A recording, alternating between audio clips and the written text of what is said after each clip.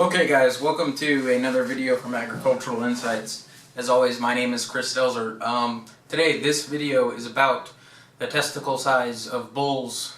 Wow, not the most exciting thing ever, but for some of us, it's an interesting topic to talk about. Okay, I understand there's a lot of research out there by people like Gerald Fry and other cattle, bull, seed stock producers that talk about the testicle size all the time of bulls and how it relates to fertility and the formation of udders and the disposition and how well the calves gonna, all these other things, okay? As you know, I learned from Ian Mitchell Innes. I have a different take on things, judging by what I've seen with my own eyes and what he has taught me, and it's this. The testicle size doesn't necessarily matter that much. It's important, but it's not something to get crazy about, okay? When people talk about the minimum diameter that testicles need to be, I think it's something like 43 centimeters. That just makes absolutely no sense to me. And here's why. Ian had a bull on his property in his herd that was basically not very good, okay? He would sit around and he wouldn't impregnate the females and, yada yada yada. The bull just wasn't that great. If you looked at the bull from behind, he had a big giant set of testicles. And at one point, I saw this particular bull run because something happened. I stalled the car or something, the truck or something like that, and the bull took off. When that bull was running, its testicles were so big that they were swinging like this, and they were hitting him on the sides in the back, okay, like this. Each time he ran, they were doing this, hitting his sides. Now that might be an extreme example of big testicles, but bigger is not always better when it comes to testicles. And I know a lot of you guys and gals out there are going to get upset at me for putting this video out, but I'm telling you right now, in my opinion, the size does not really matter. And here's why. When I was in Africa, the buffalo, wildebeest, kudu, springbok, reed bucks, eland, all these herbivores that they have over there, elephant, you never saw any of their testicles huge and hanging down. Why? Because they can't run away from predators.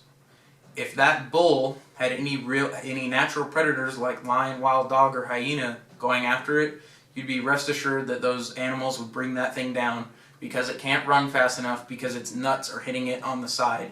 Right here, while it's trying to run. The kudu have a nut sack that's shaped cylindrically. Why? So it can run. And these are big, big animals. They're bigger than cattle, okay? They're very tall. They're huge animals. I never saw any testicles on water buffalo either, and I got fairly close to them. Never saw any testicles on, what was that other animal I saw? Wildebeest either. They're small. They're up closer to the body of the animal. They don't get in the way, and this is natural selection that nature has done over the course of thousands of years in Africa.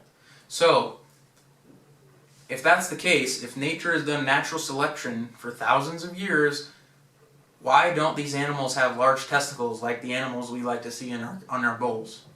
Just answer me that question. Because nature ultimately has the last say. Nature is smarter and wiser than us. And if that was the case, then all these animals would have massive testicles. Not massive, but the 43-inch diameter, whatever the rule is, right? That's what it would be. Now, if you've ever gone hunting and you've killed a deer or an elk bull, you also know they don't have huge nuts that hang down. It just doesn't happen.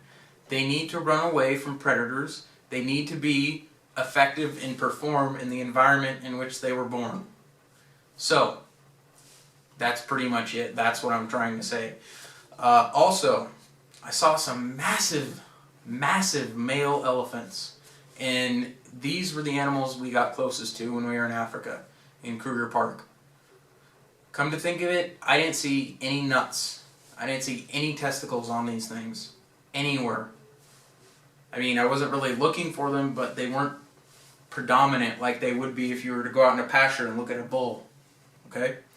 So, excuse me, those are my thoughts on genetics as far as the testicle size is concerned. And yeah, I'd like to hear your thoughts. Thanks. As always, remember to go to agriculturalinsights.com. You can just Google Ag Insights. That'll probably come up for you if you scroll down a little bit.